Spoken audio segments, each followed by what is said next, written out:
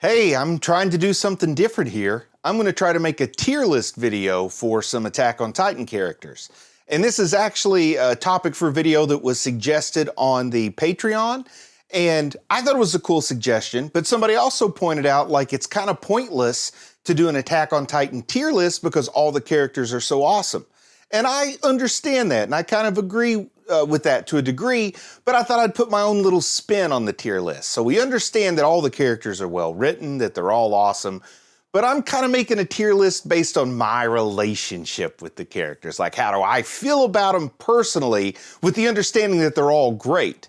And also, like, if you want to get in on the conversation over at Patreon about videos like this in the future, there is a link down in the video description. Feel free to check that out.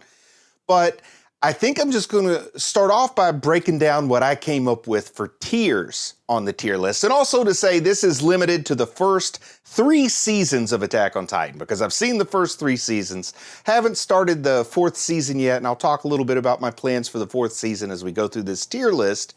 But how about we just go ahead and start out with the categories. And the first tier that I picked is just simply called Who. And I was being a little facetious with that, you know, because obviously I know who they are. I wouldn't have put them on this list to be sorted out, but they're characters I don't really spend much time thinking about when they're not on screen. Characters that, like, yeah, I saw them, but I don't really know much about who they are or what they're up to or what much of their motivation is or was at the time. They're characters that for me just occupy the smallest section of my mind that I dedicate to thinking about Attack on Titan characters. The next category is bad guy. I think that's pretty self-explanatory. This is somebody that I'm comfortable saying, yep, I'm just going to put them in as a villain. And I understand a lot of these characters are complex. You don't have to agree with me. I'm just kind of telling you which part of my brain they occupy. And this will probably be controversial. Some people might not agree with who I put in this bad guy tier. The next tier is bad hair. I don't know why I felt like we needed bad hair to be a tier. And honestly, I'm fully aware of kind of the hypocrisy of me saying someone has bad hair because I haven't gotten a haircut in like 4 months. I don't even really brush my hair. I just get up and I like run my hands through it a couple times and I say, oh yeah, that looks great to make a video to talk to 1,000 people. So you know what? You don't need to mention in the comments, like, where does this guy get off saying somebody else has bad hair? I'm aware. We got that covered. That's taken care of for you. The next category is it's complicated, which means I kind of want to like or dislike this particular character, but I feel like it's hard to put them as good guy, bad guy, or whatever. Very complicated. This might be one of the larger tiers on the list once we get it all filled out. I think you understand, though, that it's complicated, or I'm not comfortable that I have enough information to make a firm decision on this character yet. Cool is the next category. It's a character I think is cool. You know, this is a cool character. They're fine. Got nothing against them. I enjoy it when they're on screen, but I probably am not going to get a tattoo of this character. Awesome, but not Armin. Well, this is, you know, kind of like the A tier. These are the characters that take up almost, but not quite as much of my thoughts as Armin does, thus the name of the tier. And then the top tier is Armin. Not really sure if any characters are going to be in that tier yet. I haven't thought this through. I came up with the tiers before I thought about if any particular characters would fit in them. So who knows who's going to make it in that Armin tier? Who knows? So let's just go ahead and get to it. You know, I'm rambling enough. I'm thinking about Thanksgiving and Christmas and all that kind of stuff. So this was like a nice, less prep required video. And let's start here at the very beginning where it looks like I have Hannes. And Hannes, you know, at first I thought he was kind of selfish at the beginning of that first episode, and he's always drinking and all that stuff. But oh my goodness, is this not a study in character redemption? So at the very minimum, he's cool, but I think he's more than cool. I think he's awesome. But I did do a little bit of research and I found out that Hannes is in fact not Armin. So I'm going to put him in that awesome but not Armin category. I think a lot of people like Armin. That's pretty safe. I don't want to go straight across in order. I want to spice it up a little bit. So next up, I'm going to go with Zachary or Zachary here.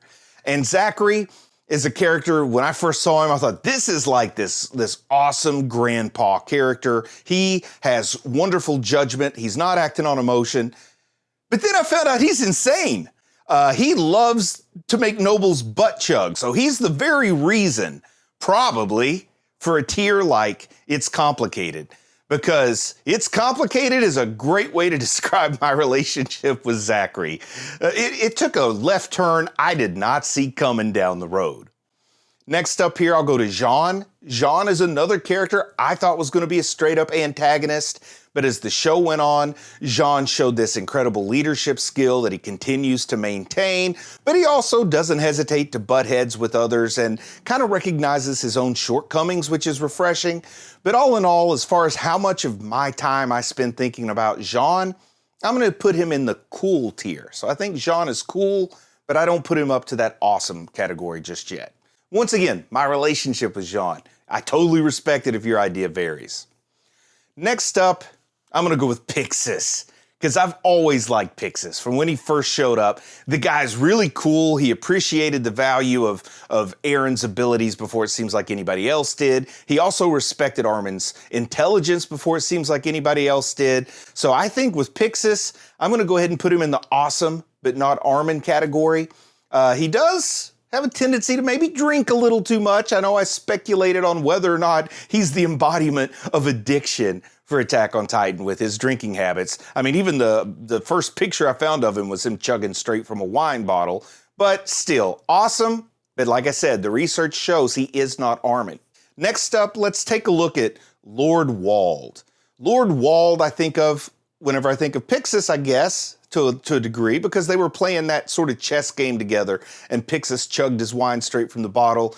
But also, if I look at a picture of Lord Wald, I say, who is that?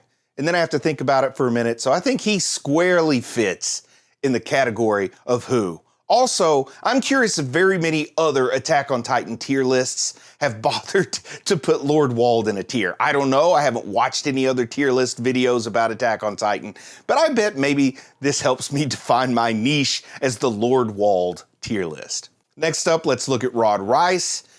There was a time I wanted to give Rod Reiss the benefit of the doubt. I thought maybe he did care about Historia, but I think in the Crystal Cavern down there, his true colors were revealed and he licked up that serum off the ground. He became squarely, in my opinion, a bad guy. So he's the first person to occupy that bad guy tier here. Next up, let's go ahead and look at Mikasa. One of the core three characters that we're given as sort of POV characters moving along. Her dedication to Eren is above her dedication to anything else.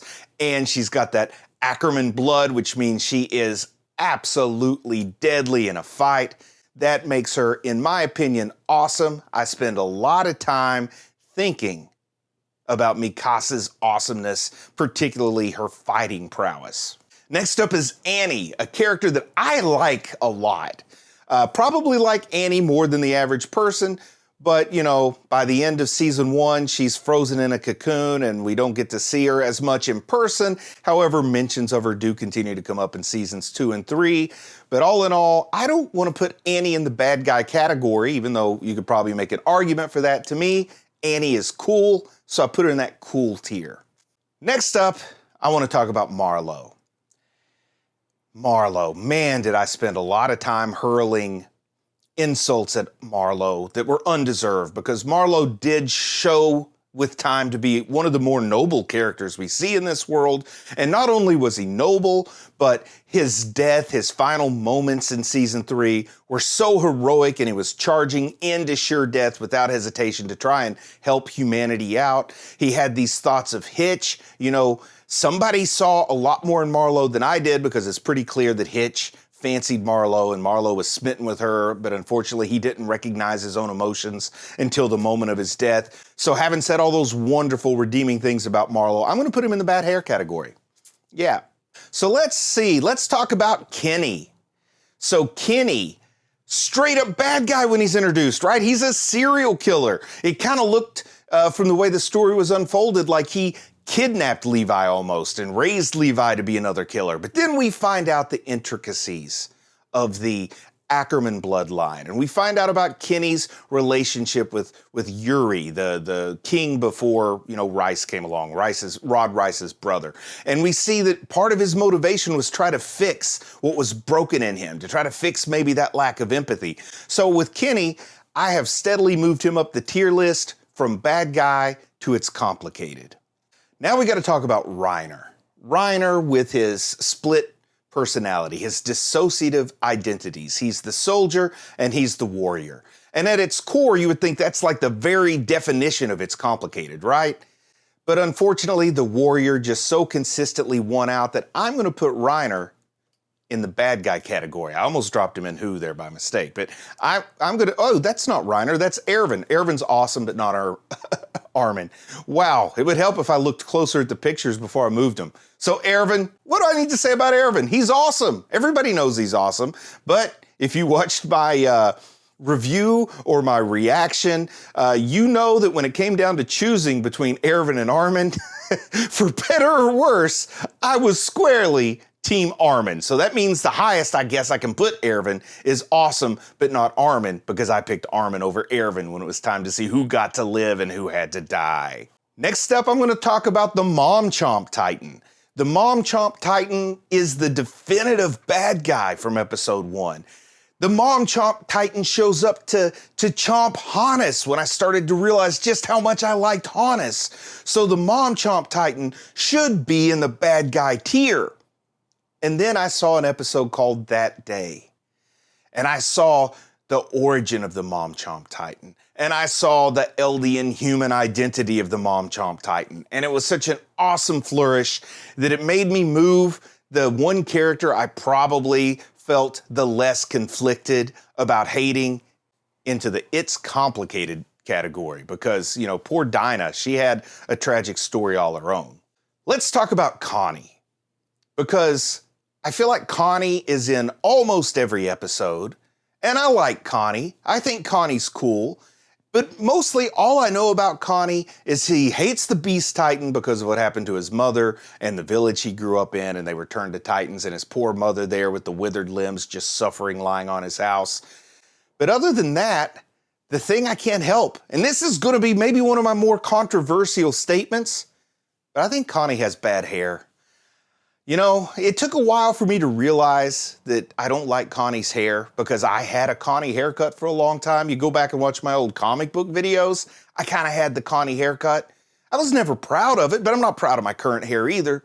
But I'm going to say Connie has bad hair. You're young, live a little bit, Connie. You can shave your head when you're old and have kids. Let's talk about Bertolt. Bertolt has led to probably the moment I have come to regret the most in any of my reaction videos. And that was when I was cheering on a monster eating a 16-year-old child. Probably my low point on YouTube so far. You know, but I'm honest. That's how I was feeling in the moment. I got caught up. It's out there. And at the heart of it, I guess, even though I regret my reaction, he did set off the equivalent of an atomic blast in the middle of Shiganshina. He did kill Armin. So I'm going to put him in bad guy territory because I feel like I got to put him in bad guy territory. I'm going to go ahead and put Reiner up there. I've already talked about Reiner and why I decided that even though it seems like he's the reason that It's Complicated tier has been created, I'm still putting him in the bad guy tier. The fake King Fritz. Who is this guy? All I know is he's the fake King Fritz. Like when he was born, he probably had a name like Rupert or Paul or Mark or something. I don't know. All I know is the fake King Fritz. I don't think he ever said a word. He just sat there barely awake on the throne while Rod Rice was pulling the strings from behind the scenes. I know nothing about this guy other than he's fake. So I put him in the Who category. Potato Girl. Sasha Browse. I was calling her Sasha Blouse, but I think it's Sasha Browse. But I've also seen her called both things. But we know she made a deep impact on me the first time I saw her eating that potato. In season 1, she was in the running to be my favorite character. But as time went on, even though I still think she's awesome, she's the only Attack on Titan character I have on a t-shirt. So I'm going to put her in the awesome. I'm going to put her in the Armin tier. You know what? That's our first entry in the Armin tier is Sasha. And I was ready to put her in awesome, but not Armin. But do we know for sure she's not Armin? Okay. So let's talk about Flegel. Flegel's got a great name. I mean, it's an awful name, but that's what makes it great.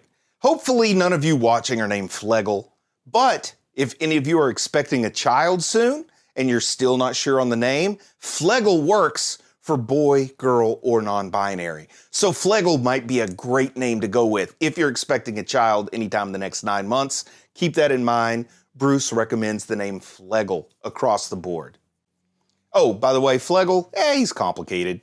There were times I didn't like him, but then he came around, but I still don't exactly know if he's a good guy or a bad guy that they're using to do good things with. Hitch. What do I know about Hitch? I know she likes Marlowe. I know she was looking out for Marlowe's best interests. I like her hair, so I'm not going to put her in the bad hair category, even though I feel like, at least in death, Marlowe should get to be next to Hitch. So I want to say that I would probably want to put Hitch in the cool category. Even though I don't know that much about her, I want to put her in the cool category, but just because I want her and Marlowe to spend some time together, I want to put her next to Marlowe in the bad hair category, even though she has beautiful hair. Don't get me wrong. I'm just doing this because I really wanted these two to finally make that connection, and maybe they can do it on my tier list, since it doesn't look like it's going to happen in the show. Unless she starts dating ghosts, which, who knows? Historia, Queen Historia, also known as Krista. Her head got cut off on this picture because I put like a rectangular picture into a square format. So the headless queen, she's cool. I really love her role in the story. I think it's great to see her rise from this sort of unknown crystallence into the queen of all paradis, Queen Historia Rice. But she feels more like a prop sometimes and less like a person, though she does have a beautiful backstory. I think she's cool, but she doesn't quite make that awesome but not Armin tier for me. You know, totally love it if she does for you. Let's see here. We've got Grishall. I want to talk about Grishall before I get to these last four, because these last four are going to take a little bit of thought to sort them out. Grishall, probably a bad dad. You know, probably a bad dad. It's a bad dad that forces his son to become a monster and devour him. But, you know, I saw his backstory from that day, but I also saw that maybe he got a little militant. Maybe he was doing his own version of propaganda, interpreting texts that he couldn't quite interpret to suit his needs or his beliefs. But all in all, I feel comfortable putting Grishall in the it's complicated category. I don't know how you guys feel about it, but I feel like as more of this story unfolds in season 4, Grishall could go up to awesome or all the way down to bad guy. So I'm going to just put him in the it's complicated category. Now we're getting down to some of the fan favorites. So let's go ahead and talk about Aaron. Aaron is kind of the central character, right? Like, he's kind of what puts this thing in motion. He's the embodiment of both the Founding Titan and the Attack Titan right now. Though he can't completely use those Founding Titan powers, he can sort of use them. If we were going to say who's the central character, it's Aaron. But also, like most well-written stories, the central character ends up being like the 4th or 5th most interesting character.